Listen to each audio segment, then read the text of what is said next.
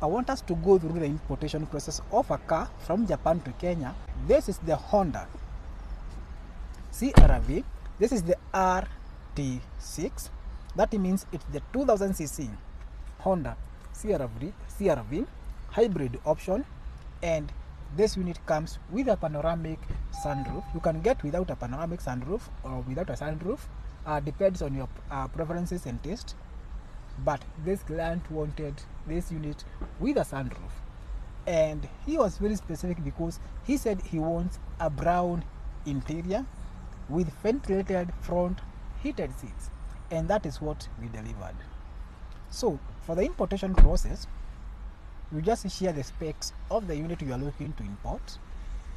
Sisi kama Best Cars tunaingia kwa soko, tunakufanyia sourcing, then after tumekufanyia sourcing hiyo tunaanza na kuselect the units till we lock on a unit that meets your preference and taste. That is the point at which we now start okaying the paperwork. Remember, so far huja deposit anything.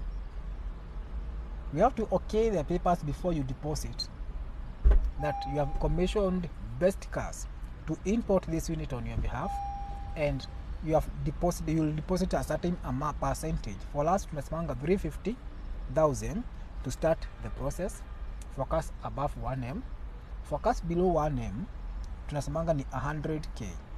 Alright, now after tumeokay the papers na umecommit, now we dive in the auction, bid for the unit. Remember, in the bidding there's a process of winning and losing. In case we lose your bid, your money hasn't been used even by one coin. It stays intact, and the papers, the agreement we okayed says if we go for a month without showing you an option that matches your preference and taste, you are entitled for a refund, 100% refund within 1 week of request. Now after we have won the bid, we now proceed and tell you that we have won the bid, and it is at this point you top up the 350 you had committed to make it to 18% of the car's total value. After now you have topped up with the 18%, we start processing your car on the side of Kenya. That is the inspections. We take it for inspection by QISJ, where we get the certificate of roadworthiness. We check the car if the car is roadworthy. We check if the car is right hand drive. They check if the car is less than 8 years old. They also check the chassis code of this car, the engine number of this unit. They also note the mileage of the car at the point of purchase. Alright, then after that we get the certificate of roadworthiness. Now with this certificate, these are some of the documents we use while registering car in Kenya. The second step is now taking the unit for inspection by Ministry of Transport in Japan. Here we get what we call the export certificate. Now with the export certificate, we have a few things we look into. First, the history of the car, because the government of Japan, they do inspection of cars after every 2 years. Alright, so if it's a 2020 model, we just know it has been inspected 2018. That means the odometer reading of this unit was registered by the government of Japan, and 2016 the unit was inspected. That means the government has the history of this car. Now after we get the export certificate, we have the permission to export this unit, because the export certificate gives you the permission to export anything from the country of origin to the country you are taking it to. Now with this, we have the certificate of roadworthiness from QISJ, and we have the certificate of export by the what we call the export certificate by the Ministry of Transport in Japan. Now after we have those two documents, we now start processing the unit for shipping. Now when it comes to shipping, this is the point at which we book the ship to be for a space in the ship that is available for Kenya. And once we get a slot in the ship, they give us what we call the estimated departure date and estimated arrival date. With those estimates, we are able to tell you when your car will arrive at the port of Mombasa. Ndio nayo utaalisha kibeti, utaalisha mfuko, ndio mashini ikifika isikwame port. As you can see, this is the Honda's tech, what we call the Earth Dreams technology. This is the hybrid engine of the Honda CR-V. This is the engine section right here. That's the engine section, as you can see.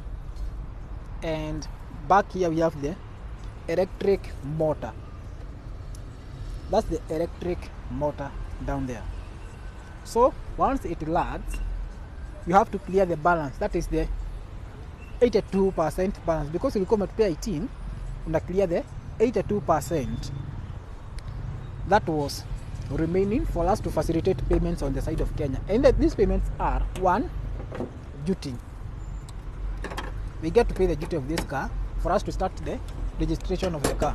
Otherwise, without paying the duty, the government of Kenya won't allow us to clear the car. Once we pay the duty,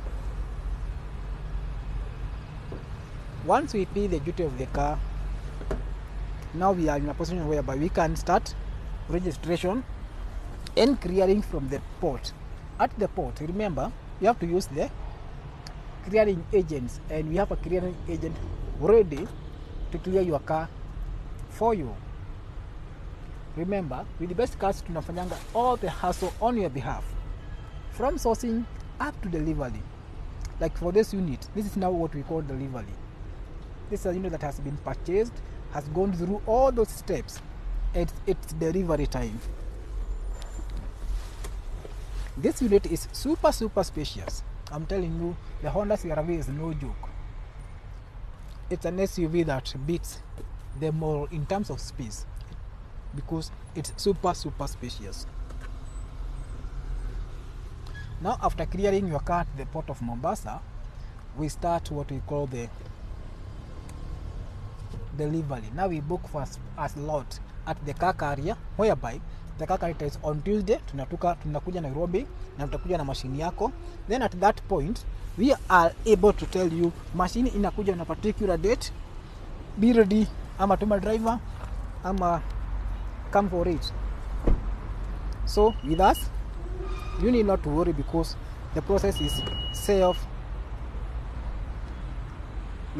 Tukianzia tu hivi upon selecting the unit, the rest is self-reliant, because it's the process that has been there for the longest. So if you'd like to import a car from Japan to Kenya, contact Best Cars for Sale in Kenya Limited. We will assist you import any unit from Japan to Kenya. And in less than 2 months, the unit will be at your home stand, delivered and ready for use.